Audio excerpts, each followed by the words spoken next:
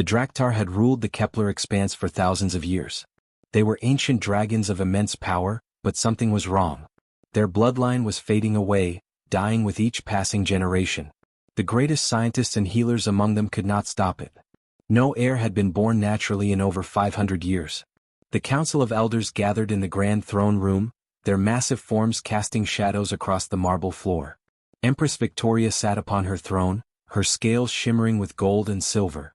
She was 3,000 years old, but even her ancient power could not solve this problem. "We are dying," said Elder Marcus, his deep voice echoing through the chamber. "Our people will not survive another century without new blood, without an heir who can carry our legacy forward." The council members looked at each other with concern. This was the most serious problem they had faced in centuries. Some suggested they should accept their fate and let their civilization fade into history. Others argued for more extreme measures, but Empress Victoria would not allow such thinking. She was a wise ruler, and she believed there had to be a solution somewhere in the vast universe. "We will search," Victoria announced, her voice filled with determination. "We will send our finest scouts to every corner of the galaxy. We will find someone worthy to become the heir of the Draktar. Someone who can revitalize our people and lead us into a new era." The decision was made. Within weeks, search teams were assembled and sent to countless worlds.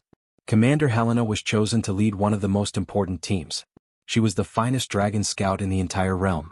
Her scales were a beautiful silver color, and her golden eyes could see things that other dragons missed. Helena had completed more successful missions than any other commander in Draktar history. She was intelligent, brave, and completely dedicated to her people.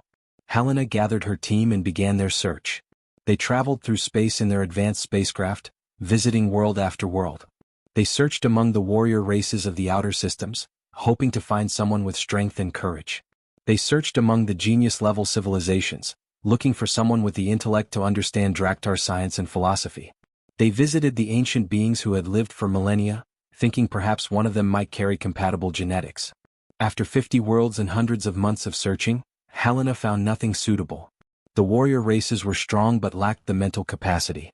The genius civilizations had brilliant minds but were too fragile physically. The ancient beings were either too set in their ways or biologically too different. Helena was beginning to wonder if they would ever find what they sought. Then one day, as Helena's ship scanned a small and seemingly unimportant planet called Earth, something unusual appeared on her instruments. The readings did not make sense at first. She checked them multiple times thinking there must be an error. But the data was clear and consistent. There was a human child on this world whose biological signature matched Draktar DNA in impossible ways. It should not have been possible. Humans and Draktar were completely different species from opposite sides of the galaxy. Yet the evidence was undeniable. Helena decided to investigate personally. She had learned that humans could be unpredictable but also surprisingly intelligent and adaptable. She descended to Earth, to a small coastal town where the readings were strongest. The boy's name was Marcus. He was 12 years old and lived with his adoptive parents, David and Emma. They ran a small bookstore in the center of town. Marcus was different from other human children. He was taller and stronger than children his age should be. His skin seemed to have an unusual texture, almost metallic in certain light. He could withstand extreme temperatures that would harm normal humans. He learned faster than other children and seemed to understand complex scientific concepts without difficulty. When Marcus looked at the sky at night, he seemed to be searching for something, as if a part of him remembered a home he had never actually seen. Helena arrived in the town and took a job as a teacher at Marcus's school. She used her advanced technology to appear as a human woman. Her name in her human form was Helen, a kind and intelligent teacher who seemed genuinely interested in helping her students learn about the universe and science. She wore casual clothes and spoke with a gentle accent that made the children feel comfortable in her presence. Marcus was immediately drawn to Helen. There was something about her that felt familiar, as if he had known her his entire life. Helen taught him about distant stars and advanced civilizations. She showed him how planets formed and how life could develop in countless different ways across the universe. Marcus listened to every word with intense focus. He asked questions that showed remarkable understanding for a child his age. Over the following months, Helena spent more time with Marcus outside of class. She took him to the library where they read books about science and space exploration. She took him to the beach where they watched the sunset and talked about life in the universe. During these times, Helena ran subtle tests. She measured his body temperature, tested his reflexes, and observed his physical abilities. Everything she discovered confirmed her initial readings. This boy carried Draktar blood. His origins were a mystery, but his genetic signature was absolutely certain. Marcus felt something changing inside him during these months with Helen. His dreams became more vivid and strange. He dreamed of vast crystal cities that seemed to float among the stars. He dreamed of enormous dragons flying through purple skies.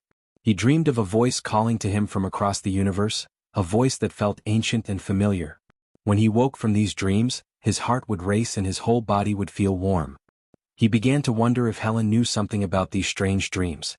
One afternoon, as they sat together watching the ocean waves crash against the shore, Marcus asked Helen a direct question. His voice was calm but curious. "Who are you really?" he asked. "I do not think you are just a teacher. I do not think you are really human. There is something different about you. Something that makes sense to a part of me that I do not understand." Helen looked at the boy with her golden eyes, and she knew the moment had come. She could no longer hide. The search had finally found its answer.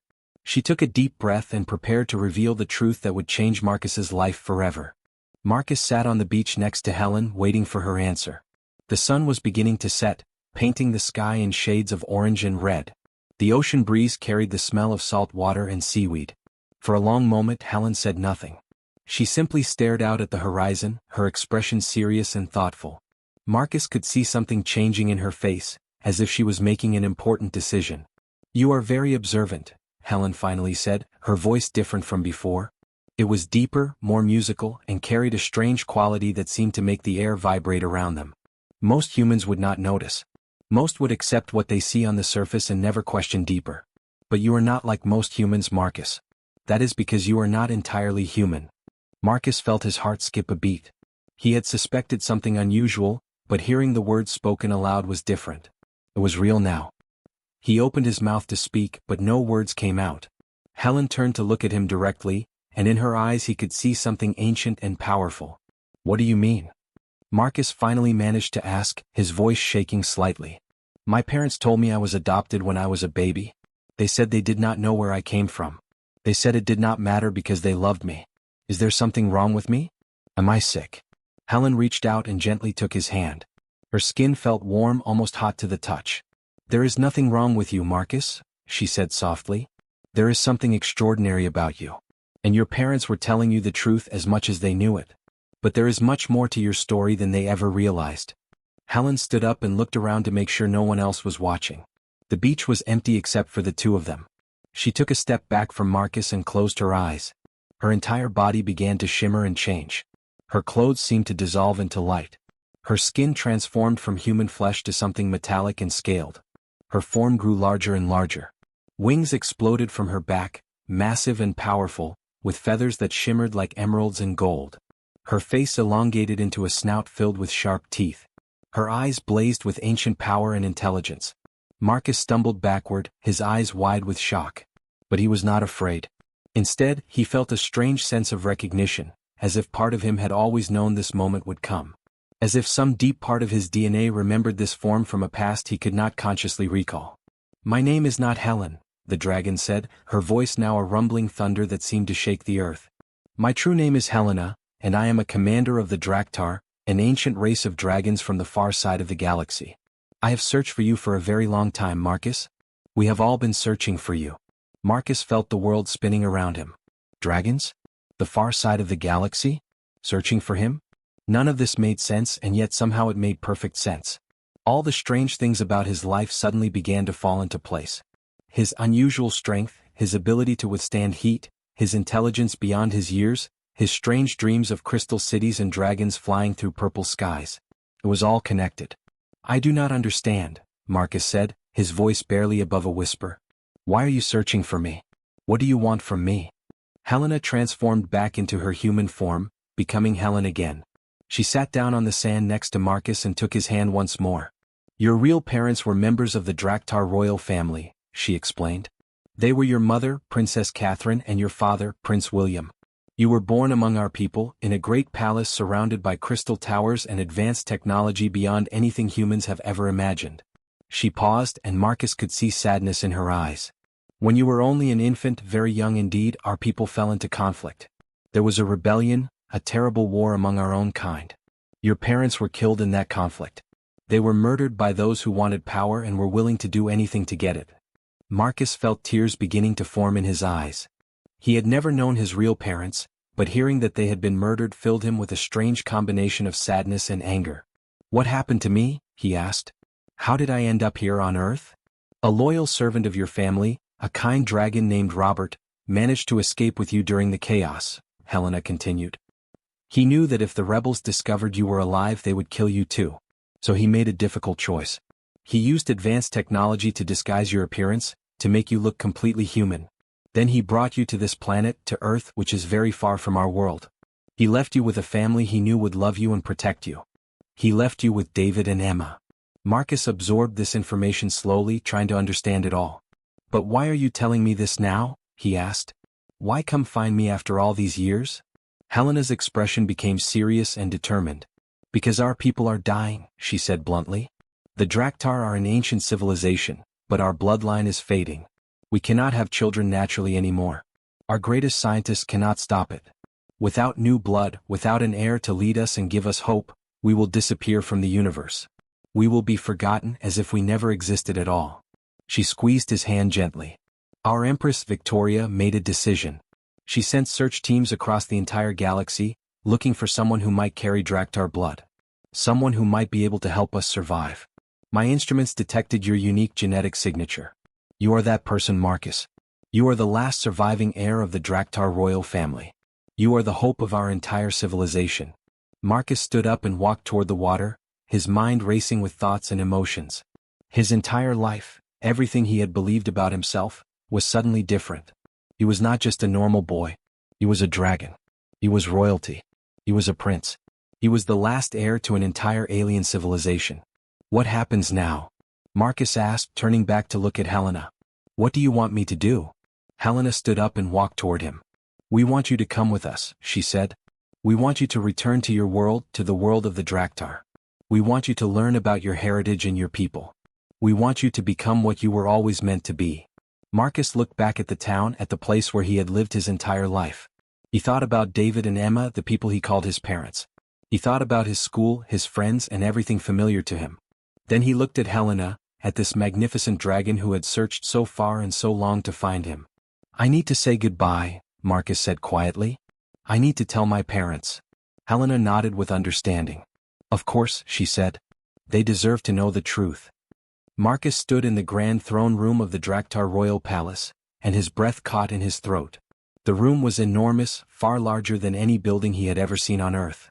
The ceiling stretched so high above that he could barely see it. Massive crystal pillars held up the structure, and they glowed with a soft blue light that seemed to come from deep within the stone itself. The walls were covered with intricate carvings that told the story of thousands of years of Draktar history. Dragon sculptures made from precious metals decorated every corner. Golden light streamed through windows made of crystal so clear and perfect that they seemed almost like air. At the far end of the throne room stood Empress Victoria on her throne. She was the most impressive creature Marcus had ever seen. Her scales were a deep purple color, almost black, and they shimmered with threads of silver and gold. Her eyes were ancient and wise, carrying the weight of 3,000 years of life. She was enormous, easily 3 times the size of Helena. When she moved, even slightly, Marcus could feel the power radiating from her body. "Welcome, Marcus," Victoria said, her voice deep and resonant like distant thunder. "Welcome home." Those words struck Marcus hard. Home. This place that he had never seen before, that existed in a completely different part of the galaxy from everything he had ever known, was being called his home. Yet somehow the word felt right to him. "You carry the blood of our royal line," Victoria continued, studying Marcus carefully. "But you carry it in a body that is only partially Draktar. Your mother was of our people, but your father was human. This is unusual. Many of our people will doubt your worthiness. You will need to prove yourself, Marcus. You will need to show that despite your mixed heritage, you have what it takes to lead the Draktar into a new era." Victoria gestured to a female dragon who stood to the side of the throne. The dragon was tall and strong, with bright emerald scales and intelligent dark eyes. "This is Isabel," Victoria said. "She will be your primary trainer. She will teach you combat, strategy, our culture, and our history. She has trained many of our finest warriors and leaders. If anyone can prepare you for your destiny, it is her." Isabel stepped forward and examined Marcus with a sharp gaze. "You are small, she said matter-of-factly. Human small. But I have seen many types of bodies and many types of strength. We will begin tomorrow at dawn. Get rest tonight. You will need it.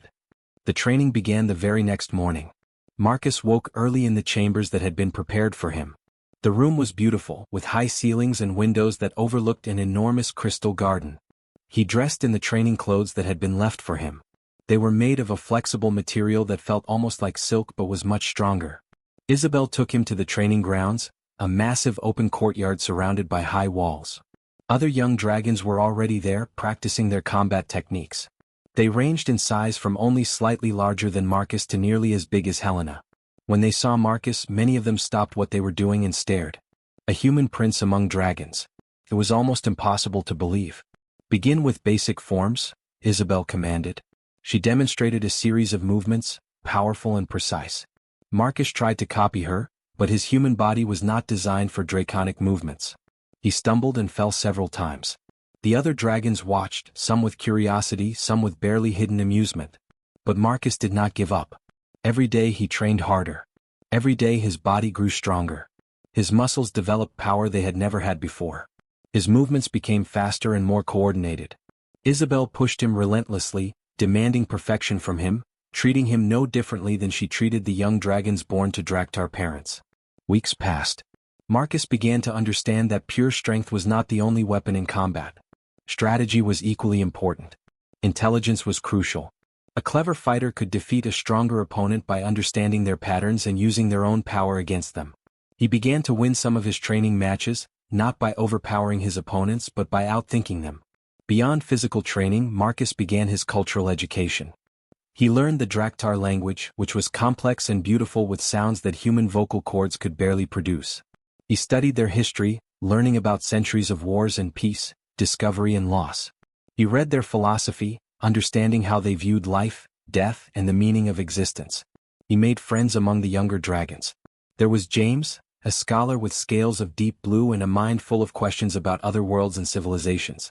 There was Rachel, a fierce warrior with silver scales who challenged Marcus constantly and pushed him to be better.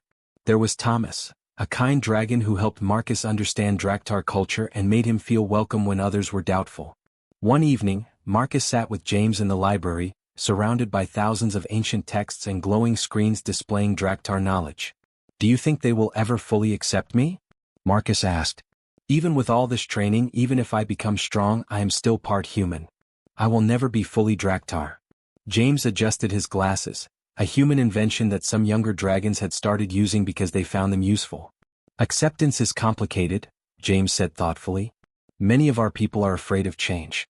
They fear that your human side will weaken our civilization. But others, especially the younger generation, see your mixed heritage as a strength. You have perspectives that we lack. You see solutions that pure Draktar thinking cannot reach."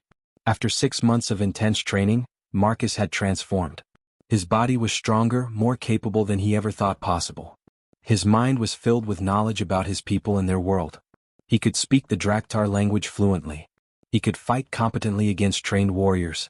He could understand the complex political structures and philosophical traditions of his civilization. Yet Marcus held on to his humanity.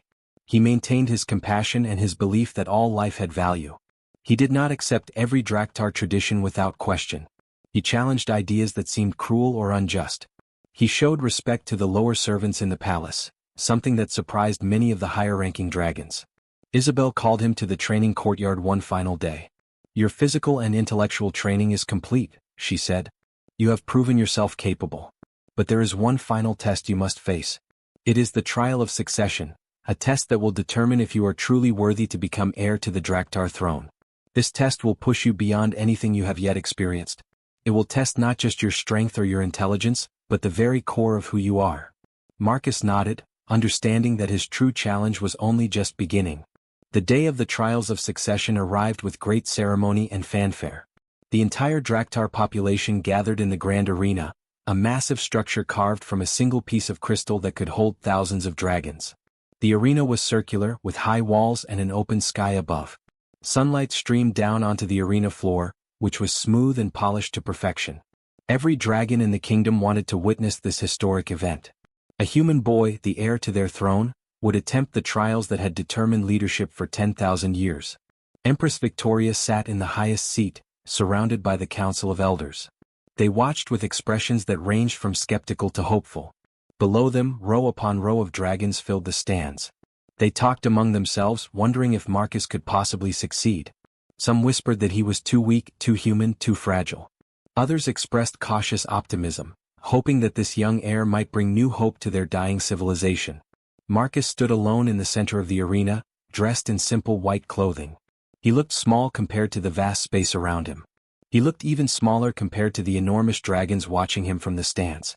His heart pounded in his chest, but his face remained calm and determined. He had trained for this moment for months. He was as ready as he would ever be. The first trial was combat. A huge door on the far side of the arena opened, and the strongest warrior in the Draktar kingdom walked out. Her name was Margaret, and she was legendary. She had fought in countless battles and had never been defeated.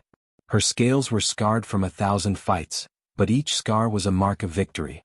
She was easily 10 times Marcus's size. The crowd fell silent. Margaret approached Marcus slowly, her massive claws clicking against the crystal floor. She did not seem concerned. How could a small human boy possibly defeat her? The trial began. Margaret attacked with tremendous speed and power. She swung her massive claw toward Marcus's head. But Marcus did not try to block the attack with strength. Instead, he rolled beneath her strike, letting her own momentum carry her forward. Margaret roared with surprise. She was not used to opponents moving out of the way rather than fighting her directly. The battle continued for what felt like hours but was actually only minutes. Marcus learned Margaret's patterns and rhythms. He studied how she moved, where she expected her opponent to be. He found that Margaret was powerful but somewhat predictable. She relied on her strength and size, not on strategy or creativity. Marcus used his speed and agility to his advantage. When Margaret attacked, he dodged. When she was off balance, he struck at her weak points. He was not trying to hurt her seriously, just to demonstrate that he understood combat strategy. The crowd began to cheer as they realized what Marcus was doing. He was not fighting like a human trying to survive against a dragon. He was fighting like a true warrior, using intelligence and skill. After what seemed like an endless battle, Marcus managed to get behind Margaret and strike a precise point on her neck that was traditionally considered a point of surrender in Draktar combat. Margaret immediately stopped fighting and bowed to Marcus. The crowd erupted in cheers and roars of approval. Many of them had not expected him to win, but he had done it. He had defeated the strongest warrior in the kingdom through strategy and intelligence, not through brute strength. The second trial was wisdom. 12 ancient scholars sat on high platforms, and they posed impossible questions and riddles to Marcus. These were problems that had been solved by Draktar minds for thousands of years. The solutions were based on pure Draktar logic and philosophy. The first question was about mathematics and physics. The scholars explained a complex problem involving the movement of multiple planets and stars. They asked Marcus to calculate the gravitational forces at play. Marcus listened carefully and then began to solve the problem, but not the way the scholars expected. He used human calculus combined with Draktar mathematical principles, creating a completely new approach. His answer was not just correct, it was more elegant and efficient than the traditional Draktar solution. The second question was about philosophy and ethics. The scholars asked Marcus to make a judgment in a complex situation where helping one group of people would harm another group. There seemed to be no right answer. But Marcus approached it differently. He proposed a solution that would find a way to help both groups, something the scholars had never considered before. His human perspective of looking for compromise and understanding rather than choosing sides impressed many of them. Question after question came and Marcus answered each one. Some he solved using pure logic, others using human intuition and creativity. By the final question, most of the scholars were leaning forward with interest. This half-human boy was teaching them new ways of thinking. The third trial was the most dangerous of all. It was called the Heart of Creation, and it was unlike anything Marcus had experienced before. Isabel explained it to him before the trial began. "You will enter a dimensional rift," she said. "This is where the raw essence of Draktar consciousness exists.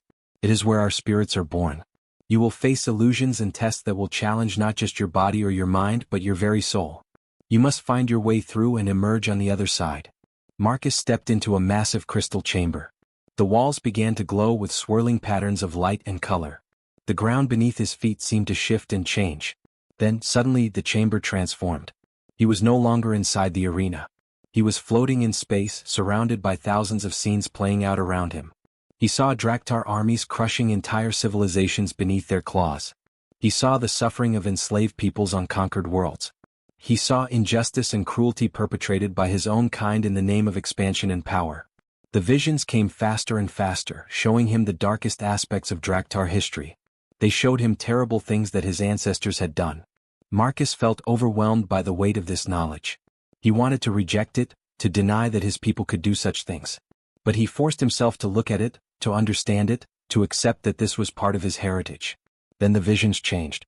He saw a different future. He saw dragons and humans working together. He saw cooperation instead of conquest. He saw his people helping other civilizations thrive rather than enslaving them. He saw a new era where the Draktar used their power not to dominate, but to protect and nurture all life in the galaxy. When Marcus finally emerged from the dimensional rift, he was forever changed. He had seen the worst of his people and imagined the best they could become. His eyes glowed with new understanding and purpose. Empress Victoria stood from her throne and raised her massive claw. "He is worthy," she declared. The crowd roared with approval and celebration. Marcus stood before the entire Draktar civilization, ready to make his first proclamation as Emperor-elect.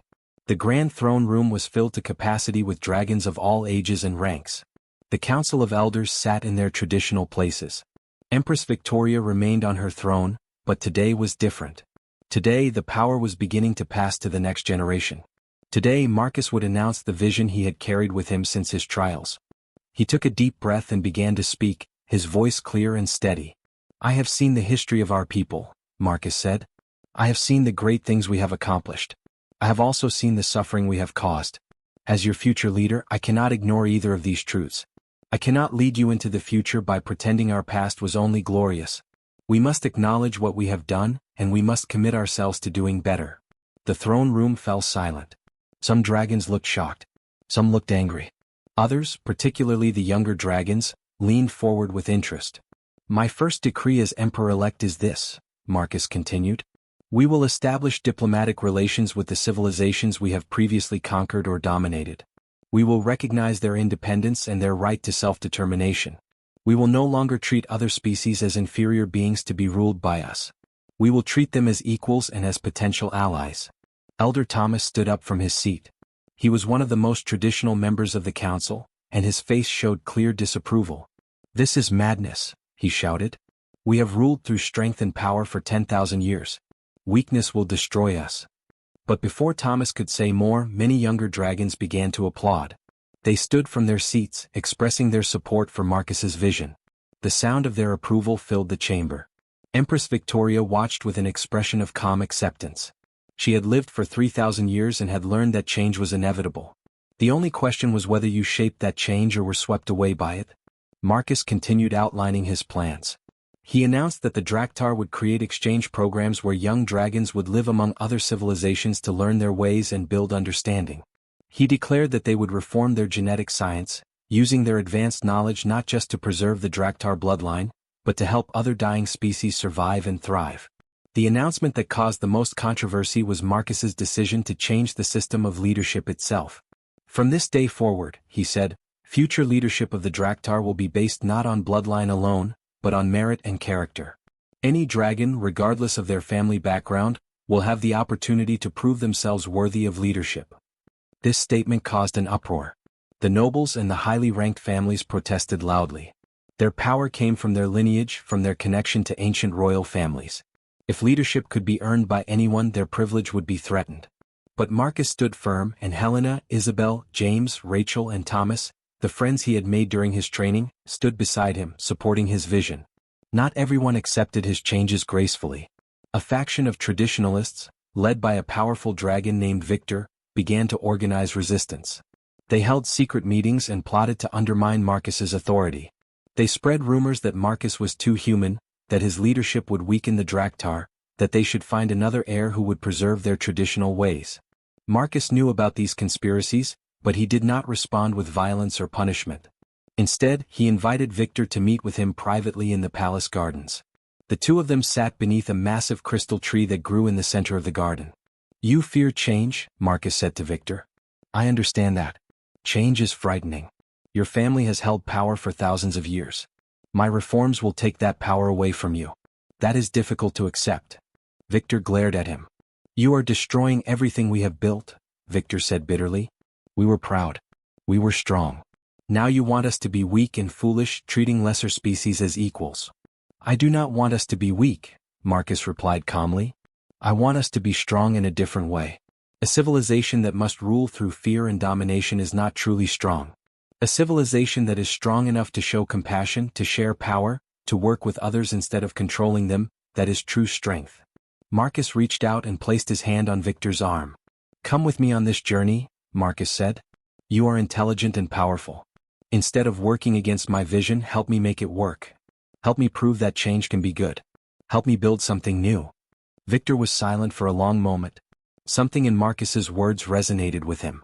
Perhaps it was the sincerity in Marcus's voice, or perhaps it was simply that Victor was tired of fighting. He slowly nodded. I will support you, Victor said. But if this fails, if your reforms destroy our people, I will hold you responsible. I accept that responsibility, Marcus replied. Years passed. Marcus's reforms began to take effect slowly but surely. Trade agreements were established with previously conquered worlds. Young dragons began traveling to other civilizations, and slowly attitudes began to change. Stories came back of beautiful worlds and fascinating cultures.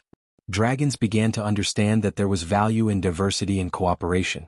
The Draktar genetic science was redirected toward helping other species. Within a decade, several dying civilizations had been saved through Draktar intervention. This brought prestige to the Draktar, but prestige earned through compassion and aid rather than conquest. Other civilizations began to respect the dragons, not fear them. The system of merit-based leadership created opportunities for talented dragons who had never had them before. Some of these dragons proved to be exceptional leaders, bringing fresh perspectives to governance. The Draktar civilization, which had been stagnant and dying, began to revitalize itself through new energy and new ideas. Empress Victoria passed away peacefully at the age of 3,000 years and 3 months. Before her death, she blessed Marcus and transferred the throne fully to him. You have done well, she told him. You have saved our people not by preserving what we were, but by becoming something new and better. I am proud to pass the crown to you. Marcus took his place as the Emperor of the Draktar. He was still relatively young for his position, but his wisdom far exceeded his years. On Earth, an old couple named David and Emma watched the news reports about the distant galaxy and smiled, knowing their son had found his place in the universe and was changing the course of history. The Draktar, who had once been a dying civilization obsessed with conquest and domination, had become something beautiful and hopeful. They had become a beacon of positive change in the galaxy, proving that even ancient civilizations could transform and grow. Marcus had proven that sometimes the greatest heir is not born into power, but rather chooses what to do with the power they are given. He had proven that being different, being part human in a world of dragons, was not a weakness to be overcome, but a strength to be celebrated.